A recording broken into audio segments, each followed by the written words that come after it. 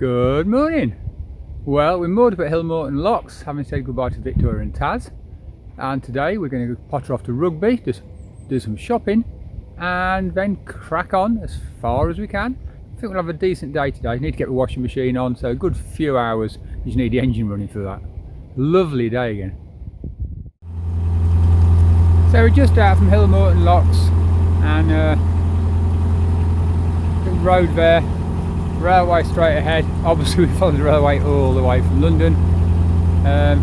Nice boats moored up. It's a nice little mooring spot. I've over roads over there, it's pretty quiet to be honest. And again, it's not even 9 o'clock in the morning yet, and it's another gorgeous day. Apparently it's going to break up a weekend. We can expect rain Monday, Tuesday, Wednesday or whatever. But hey, make hay while the sun shines, yeah? As you know, canal bridges always have numbers so you know where you are. But this one has got a little bit more. A very ornate sign. So I'm guessing that road there is Kent Road.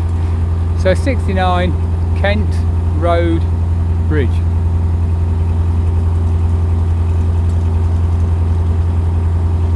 Done with mosaic of tiles by the look of it. Yeah, nice little mosaic.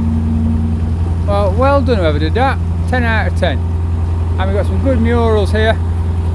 Home of rugby football, where William Ellis is supposed to have picked up the ball and ran. Canals now, then and now.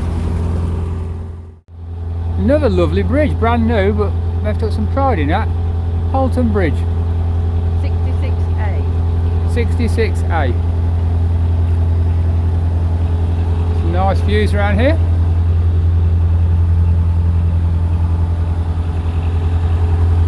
Oh, pitch black in the shade. So we're just going through bridge 66. Tight turn, moored boats, both sides. Beautiful weeping willow. Beautiful. Just got to make sure everything doesn't get wiped off the top now as we go through.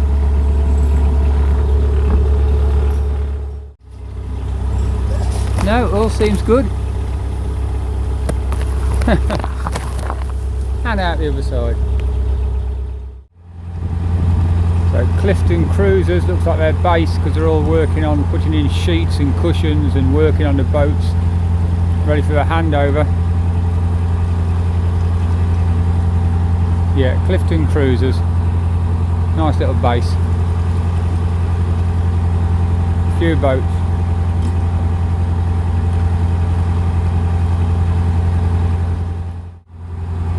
There's so many nice little places tucked away on the side of a cut. Just, you know, a few boats moored up. Obviously private moorings. There's a little arm goes off down there.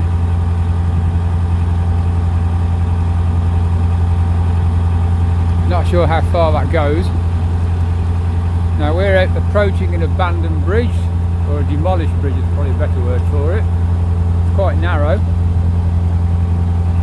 But yeah, it's quite nice little arm down there. Doesn't seem to go far at all. Does it go past that bridge? Yeah, it does. I'll have to look it up. So it looks like some kind of side pond to the canal. Is it a runoff? Oh, there's a little stream down there, it's very empty. Maybe it's an overflow. Anyway, this part of the canal, just as the rest of it, doesn't disappoint. The Oxford's very nice, twisty, windy. An old contour canal follows the contours rather than build bridges, aqueducts, locks. In fact, that spur we looked at a minute or two ago, where the boats were all moored, that used to go off on a little loop round, and it's one of the so-called straightenings that were done on the Oxford to compete with the Grand Union, where they chopped out loads of the little contour loops and built an embankment or a cutting or whatever, which made it a lot quicker. Some of the routes the boats took were miles longer than as the crow flies, because it winded around so much around the countryside. So it's getting really busy now. We've gone past Bridge 59, 58's coming up, which is where Tesco's is. Perhaps that's why everybody's moored up, I don't know. But it's really twisty, little narrow bridges, boats moored everywhere, boats coming the other way. You really have to sort of stop, move over. People are generally pretty good, they're going nice and slow. Don't take one idiot, but we've not had any yet. Well, apart from you. Thank you for that, Linda. Just me. Right, just you. As you can see, this is pretty busy. Beautiful, but busy. Lovely boat. Morning. So yeah, a bit of navigation skills needed here. Very popular. So this is Bridge 58, and according to our guidebook, Tesco's sits adjacent to Bridge 58. Moored up, didn't we? Yes. And what was supposed to be adjacent to Bridge 58, Linda? Well, you have to go up a hill, then you come to a great big dual carriageway, so you probably walked half a mile along the dual carriageway, then a great big roundabout, over the dangerous, with about 4 or 5 dual carriageways. And our book said adjacent to Bridge 58 is a big Tesco. Well, it's adjacent, it's just how you describe it. What you should have said is about a mile away. You can see it here. You can see it from Bridge 58. So basically we've not stopped because carrying all your heavy baggage that way, nah, we'll survive. And I've got my washing on, so I had to actively engage with here with the boat engine to Oh yeah, over. so that's no good. So we'll carry on. We've got enough provisions to survive. And there's a fabulous pub that we're coming up to, and I'm having dinner there tonight. So coming up is a little loop going off. It's the former course of the Oxford Canal, the Browns Over, is it you say that? Browns Over Arm. The Browns Over Arm. And this again I think is one of those long twisty loops that goes all over the place to avoid having to build bridges and aqueducts and locks. And between the other end of that and this, we have just gone over 2 big aqueducts. Little aqueducts. Well, They weren't big. they were quite high. They were high, but they were short. Okay, high aqueducts. And as I've said before, the canal used to wind all over the place. It was a very long distance. And to speed things up, they did things called the straightenings. And so you get a lot of straight sections with aqueducts, with bridges, with locks to make up for the windy bits. Now many of these had industries on them, obviously, because it's part of the canal. Industries, boatyards, wharfs. So some of them remained open, so you've got an alternative little loop, particularly in Birmingham. And some are just spurs now with boatyards in, or industry or whatever, marinas. So as you can see, there's mooring up there. There's your winding hole, it's quite a big one. And a straight run for us. We're out of Rugby now. Just the other side. Just coming out the other side of Rugby. And our next town is Newbold-on-Avon. Newbold-on-Avon. Well, there you go. It's hardly a town. What would you call it, sweetheart? A village. A what? A village. A small village. Yes. Fair enough. Bridge 50, we're at Newbold. This is a new bit of canal, well, 1829. Once again, to try to compete, there was loads of shortenings, and this bit here was changed in the 1820s with the opening of a tunnel in 1829. We're about to go through it, and with the opening of a tunnel, a couple of embankments, it considerably shortened this bit of the canal, leaving the Newbold Arm, although that's actually left in water for many years because it supplied water to the railway apparently, but needed it for their steam engines. So we're about to approach the tunnel, not very long, 250 yards.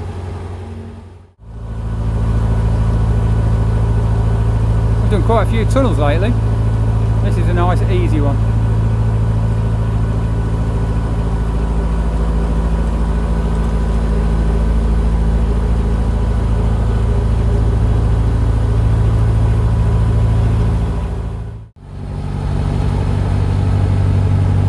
So that's where the Newbold arm used to rejoin, I believe. It's round about here, so I presume it's that one. That's the old canal that was.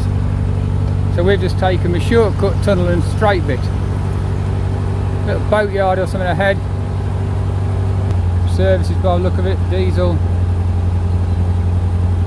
pub, all the important stuff. So that's Bridge 41 we were heading for, and now here is the entrance to Brinklow Marina. So that big straight bit we've just done used to be a big loop all over the countryside coming out there, and now it's nice and straight, and like many of them they've been made into marinas of good use. So waterside and marina, dead end but nice. And of course another Horsley Ironworks bridge. They are so nice.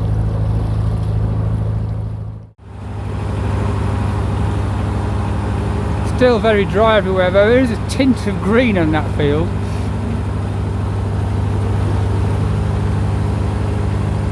We're either approaching a sharp bend or a bridge, yeah. Boat came just at the wrong time. He was slightly ahead, but I was happy to pull over here, reverse a bit, pull over onto the right, give him some room to get past. Looks like we're having a party. Balloons galore.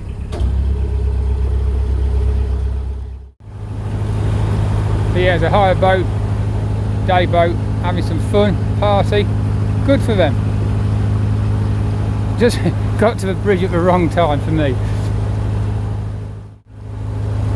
And then the canal widens out again.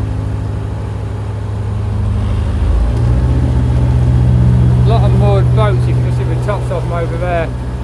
And it definitely looks a bit greener. I'm not sure if the camera picks it up, but it does look a bit greener to me. You'll notice again, if you can see from the bridge, it's dead straight, and once again just on the left here through those fields was the Brinklow arm, where it used to meander quite a long way off to the left and up a bit and back and round and rejoin some way after the embankment we're about to go on. Now, I think I said we're going into a cut embankment. I meant cutting. We're in a deep cutting. This really is a big piece of work to straighten out the canal. And up ahead, we're about to pass something called, I think, Smite Brook it was called. And as part of the shortened canal, there used to be what's called Brinklow Arches, a 12-arch viaduct carrying you over the river that's coming up to the brook, really, the Smite Brook. So this is Bridge 32 going off the side, which is where the Brinklow arm used to rejoin, and it's part of the original 12 arches. They would have been nice to see, wouldn't they, all 12 of those, and that one was retained just to carry it over the arm. So there'd have been 12 arches. They would have been nice to see. Horsley Ironworks again. And as you can see, you ain't going far down there. So there, the cars in the background are on the M6 motorway. There's the main train line. And here's the Oxford Canal. And we're going to go under the motorway in a moment. And although it's a major artery, you're still in just beautiful countryside. Lovely views for miles. So pleasant. We're approaching Andersty, but look at the towpath here, these lovely flowers. What do you think they're called? I'm not 100% certain at all, but purple loosestrife. It might be purple loosestrife. But there's nowhere near So we're still learning all the flower names. But yeah, it's beautiful. So we go all the way down there, look. What a picturesque view. A little spur going off. Now I'm not certain if it was for colliery, probably was. Just down there was Wyvern Colliery, obviously long closed. Now the Coventry coalfield had so many different pits around here. My family worked in pits, my dad worked in 3 or 4 different pits in Coventry. So I'm pretty sure that used to go to Wyvern Colliery. I'll check it out. So here we are, moored up at Hawkesbury Junction. And a space we just fitted in. I might pull that in a bit. We only just got the boat in. The chap behind said, I'll move back if you want. Guys in front moved forwards a bit, which was nice. And just down there is Hawkesbury Junction, the Greyhound pub, and hopefully we'll be eating there tonight. So we moored up next to Dean with his parrot and 2 dogs and a tortoise. Isn't he lovely? Totally free, do what he wants, but there he stays. So we're moored up just behind those boats on the right, about 4 back, just on the bend. And you'll see we are at Hawkesbury Junction. Here's a little stop lock, just a few inches deep sometimes. I think when we came through this a couple of years ago, it was genuinely 1 or 2 inches. And of course, for those who know the history, the stop locks were there to protect the water. Different companies, they would have a little stop lock, and if the other company was low on water, we wouldn't let them use theirs. And here's the junction. The light's a bit wrong for seeing that. Britannia Foundry Derby 1837, and we're off to the Greyhound, commonly known as Sutton's Stop. Cheers!